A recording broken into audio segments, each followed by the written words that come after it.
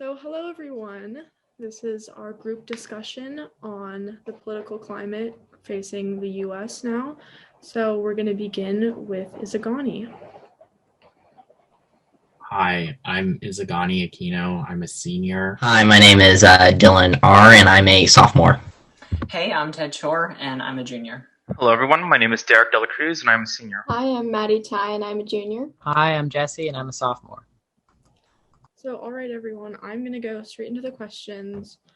Our first prompt for today is, do you believe that the US has become politically polarized? If so, in what ways? I would say the U.S. has become politically polarized. If you look at how a lot of the far left, for example, characterizes conservatives or Republicans, it is very negative in trying to completely diminish the Republican Party in that way. I agree. I think the biggest issue is that there's now this mentality of us and them. We see that Democrats often portray Republicans in ways that may not be truthful, and vice versa. Republicans also portray Democrats in a way that may not be truthful. So as a result, you have this us and them mentality where some people are so set in their beliefs that they do not believe in the facts, and they do not believe in the facts on the other side, and they only trust their side and don't trust any other sources that may be on the other side, and always perhaps see the other side as radical. And that's the issue of polarization. Yeah, I forget what the study I saw. Sorry, Ted. What the study I saw was, but it showed they, surveyed Democrats and Republicans, or left-leaning, right-leaning, and each side had like a different perception of what they actually were. So it had a bunch of questions, and it found like the Democrats viewed the Republicans as significantly more radical than their average, and same with the Republicans thinking Democrats were significantly more radical. So that was interesting. Become more difficult to find common ground, as the opinions are just, no one is even considering the other side, because it's gotten pretty far on both sides. And So what's important to recognize here is that there is fault on both sides, and while most of the news media we see tends to have a liberal bias, there is also a ton of bias towards, liberals by Republicans. And as a conservative myself, I will tell you that Republicans will tend to misportray Democrats as well. And I think that the only way for us to kind of deal with this issue of polarization is to both sides have to kind of admit fault on both sides, because what we see right now over the course of these several decades is that both sides are just digging in on every issue, right? Both sides are kind of pushing more radical policies. And I did my sophomore speech on political polarization, actually. And I saw in a Pew Research study, there was this kind of, it was showing that, over time, every policy vote became strictly along along party lines. That's what we see right now, right? Even in the impeachment trial, every Democrat voted to continue with the trial, and almost every Republican voted to end the trial, right? And that's the issue that we see, which is that people are unwilling to cooperate and people are unwilling to compromise, which ultimately is to the detriment of the American people, which is why we see that every kind of policy that is being processed through the Senate takes weeks to pass. Even COVID relief has taken way too long to pass, and tons of people are dying. And obviously both sides are at fault to a certain extent, right? And we could go on and on and on about how each side has done their part or contributed to, this polarization. But it's really important that we kind of have to move on from this and just kind of press forward.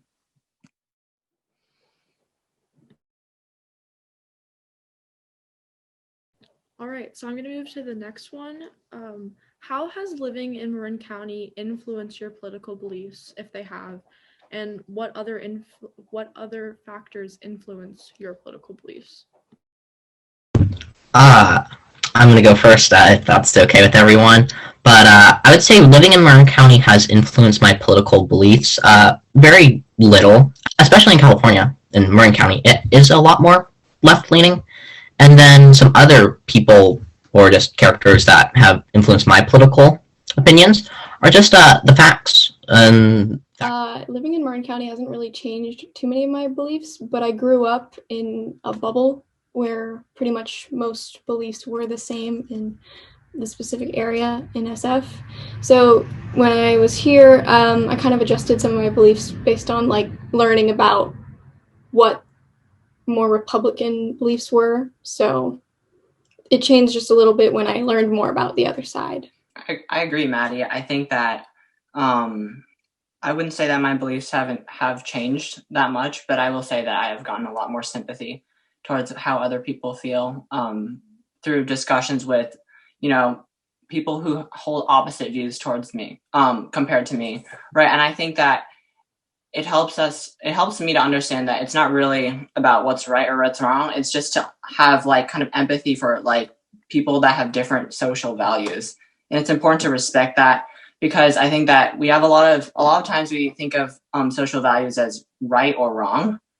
But I think that it's kind of, we need to move away from that a little bit, because if we think about it in terms of right or wrong, then there can only be one answer, right? And that's what causes a lot of the polarization. Voltaire said, which is that like, I might not agree with what you want to say, but I will defend to the death what you have to say, right? And I think that's really important for us to really adopt. Yeah, so I'd also like to really emphasize what Ted said. I think fighting for someone's beliefs, no matter how far you may disagree with them, is very important now. And then just back to kind of Marin County in general, I do see a level of hypocrisy that Marin County, as its council members, as its mayors, may say. An example is Black Lives Matter. They allowed Black Lives Matter signs around, but the moment a White Lives Matter sign was posted, it was completely disrupted and taken down. So I think Marin County does happen to lean far left on that, on expressing yourself. Okay, so can I just say something? I guess you see it as hypocrisy, but there's a huge difference between like white supremacist symbols and like Black Lives Matter. Like the history of this country, Black people have been oppressed, minorities, but Black people especially, slavery obviously still are oppressed. And White Lives Matter is it's basically white supremacist symbol, and it's a symbol of hatred and violence, so it's kind of pretty big difference. Just before this entire conversation goes off the rails, I mean, not to be disrespectful towards anybody, because I think that some very interesting points were made, but kind of going back to the topic of how has Marin impacted, political views. Frankly, I think it was interesting that Anna asked that question in response to how polarized do you think that we are, or are we polarized at all? Because I think that talking about Marin just sort of intrinsically answers the question of polarization. The notion of a bubble was brought up pretty consistently amongst, Maddie, for example, and I think other people mentioned that. And frankly, I'd like to think that I've been cognizant of that bubble. But it's important to understand that when you have a conversation about polarization nationwide, our idea of polarization in Marin is vastly different than what someone in the Midwest might think is polarizing, because frankly, and I don't think that this is really up for debate, and I think that most people would agree with this, Marin is a pretty polarized place already as it is. We already have our own way of doing things. We have a certain amount of wealth that puts us at a certain advantage in certain areas, but also breeds its own kind of issues of hypocrisy, like Dylan mentioned. I think that is a good point to be made. I don't know if I would necessarily agree with certain types of hypocrisy that Dylan might be able to identify, but I think that hypocrisy exists nonetheless. And in terms of kind of a liberal bias or a conservative bias, I think that, it's very hard to identify that on a nationwide scale when we're living in, frankly, an area that has been satired, by a lot of people in a lot of groups for a long time, just because of how how much the polarization within this specific county has been amplified. So I think that was fascinating that you asked that question after, as a follow-up to polarization, because I think that us living here in Marin really speaks volumes about how polarized we are in certain ways. But by the same token, I don't think that we're really all too different at all. And that's not, I don't say that in a way to kind of diminish cultural expectations or cultural differences or cultural backgrounds. And we all kind of deal with the same existential questions sometimes. And I think that those go beyond party bounds or political alignments. And frankly, I think what the answer really is understanding how similar we are in a lot of ways amidst all the differences that we might have, and being able to kind of discuss on those as well, and be able to find a better path towards agreement on certain areas. And if we don't agree, then that's fine as well, but at least being able to show empathy in some regard is what I think we need. And at the end of the day, like I said, I really don't think we're as polarized as people would make it out to be. I think Izagani touches on a very nice point. Like, in the end, we are all American citizens, and at least I hope in the end every American citizen wants what's best for the United States. And yes, I will concede that the views of Marin County versus some places elsewhere across the country in the Midwest or in the Deep South may differ significantly. So I think when Izagani touches on polarization, and this ties back a bit to the first question, we should always take steps to try to understand the other side.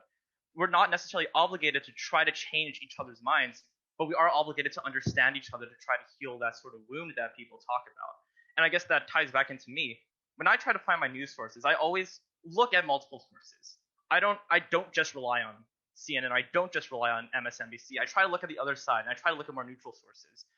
And I think Dylan touched on this a bit more. It's in the end, it's the facts that matter. But I guess then again, it does matter to how those facts are interpreted. But I guess tying it back, we need to take steps to try to understand the other side and to be educated and to try to prevent that cognitive bias from clouding our judgment as much as we can. I think one thing that we can think about that really gives us a good precedent is the relationship between Supreme Court Justice Scalia and the late Judge Ginsburg. Judge Scalia was one of the most right judges on the Supreme Court of his time, and then of course that Judge Ginsburg was extremely liberal, but they were really good friends, and they called themselves like best buddies. And one thing that Judge Scalia said that that kind of defined the relationship was that they don't attack people, they attack ideas, right? I think that an issue that we have right now is that we attack the people, not their idea or the value that they stand for. President Trump likes to do this a lot on Twitter. He would attack the people themselves rather than attacking the ideas, which is something that I found pretty problematic. It's important to really talk about the policy, not about the person, right? Like, you can't just say this policy is bad because the person that came up with this is sexist or because they're a socialist, right? It's important to evaluate a policy or anything on its merits rather than the person that put it forth, So yeah, it's just really important to really talk about the idea, not really the person themselves. So just for time's sake, I think we're going to move on to the next prompt. How important are the youth of this country right now during such historic times? And how do you feel as a student growing up and witnessing so much political divide and tension? Movements, like whatever, social movements, whatever they are, usually come from youth.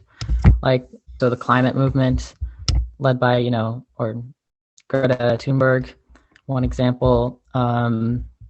So yeah, I think, and in general, most uprisings tend to be led by youth, and obviously we're the future. So a lot of things are going to be, the youth have a big influence on the future of the country and the world.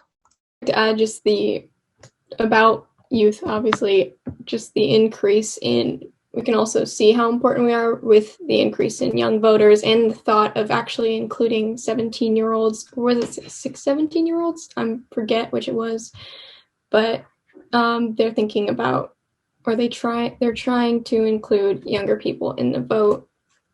And in the last two elections, you could see that they were won with the youth vote. I'm just saying that the youth has a very, it can make very bad decisions with how young we are, with being able to, like, not have some basic rights that most people have, like renting a car, living on our own, not having those abilities, but still having the ability to impact the country legally in a major way can be somewhat dangerous because our brains only stop developing at age 25, and I feel like that's very important. Can I just say one thing? I feel like you said, the 2 year reasons for not, like, how the youth could be negatively impacting the country by voting at an earlier age. Renting a car you can't do until after you're 18 anyway. Like, I think it's like 25. Yeah. And drinking you can't do till 21. So, like, I'm just saying 18 then seems like maybe you're arguing for the voting age to be 25. I don't know. I'm just saying that there are some basic things that we don't have the ability to do, and voting, I believe, is more important. Understanding that as a youth, we still develop so much, that the youth has a very powerful thing because we are the social media generation. Other generations grew up with social media, but we were born into it, so we are able to use those tools more effectively. So understanding that, and understanding that the youth can make radical changes in a short amount of time, can be both good and bad. I mean, I don't think that there's any, I mean, I would assume amongst the consensus of the people here, at least, that I don't think that anyone here is not under the impression that certain younger individuals should understandably not be allowed to do certain things. And I don't think that's really like a hot topic, in the sense that I think that most people would agree with that, generally speaking. Although I do understand what you're saying in terms of a concern that might arise in terms of what might happen with younger individuals who are given a certain amount of power but don't know how to use it correctly. I think that there's a lot to be said about that because, like you said, we haven't really had social media for that long, and we're kind of flying blind here in terms of figuring out how to effectively use it. And I think that's true, but by the same token, I would argue as well, there have been a lot of other previous generations where they got new things and new ideas and new notions of what it meant to really thrive in society given the new developments of the time. And, you know, this dates back to ancient Greece, where written language had been, you know, debated over because people thought it was dangerous, but younger individuals historically were the ones that upheld that. So, you know, I think that there is some, you know, truth to that as well, in terms of, you know, being able to kind of work through those challenges. And I don't really have any doubt in my mind that we will be able to figure that out in some way. I think that the real challenge, though, is, for one, I think that younger individuals can unfortunately be manipulated more online by older people, for lack of a better word. There's a lot of tokenism that kind of goes around, and having token youth, so to speak, to kind of fit your narrative and your agenda. As a Marin County Youth Commissioner, that's one of the things that we talk about a lot of times, making sure that we're not simply being token children, to put it bluntly, for an older population to make them feel more justified in their actions. So I think that, you know, that's one of the challenges. And I think that also one of the challenges as well is being able to make sure that we're able to still, you know, preserve the integrity of conversation through an online medium. Trying to figure out those communicational differences will be very important.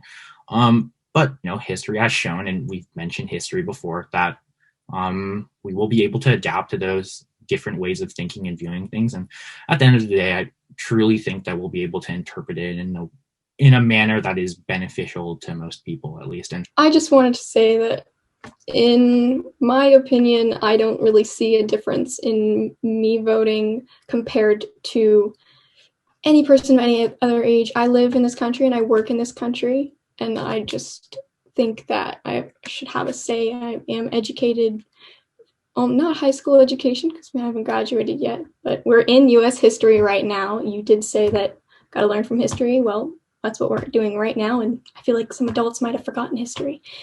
I think at the end of the day, no matter what age you think Americans should be allowed to vote, in the end, we're all approaching, or maybe we already are at the voting age. But I think in the end, as youth, we have to be mindful of the choices we make, and we have to be mindful of the facts around us. I guess, for lack of a better term, we need to have those street smarts, and we need to make sure that we stay objective and we stay educated about this constantly changing world around us, and use that, I guess, that passion of youth and blend that with objective facts to make the best possible decisions for yourself and this country. I'm just going to end the conversation with having everyone just go and say one word on how they feel for the future of American politics. You know, call me kind of a silly optimist, but I am hopeful. So I guess one word is hopeful. For me, one word would be nationalism. I think that's an important word because I feel like as a country we need to grow and become united under a common cause. So I feel like nationalism is a very important thing for America. Probably uncertain or terrified. Word, I guess prepared for the future. I really don't know. I guess I'd probably just say uncertain. I'm not really optimistic. Yeah. I'd say wary because our country's in a really delicate position right now, especially just having come out of the inauguration of President Biden. I think that everything that happens this year is going to be extremely important. A lot of times, presidencies come and go, Senate majorities, congressional majorities come and go. But I think everything that happens this year and everything that's happened so far is going to be extremely monumental on whatever happens in the next 50 years. All right. Thank you, everyone, for coming and sharing your thoughts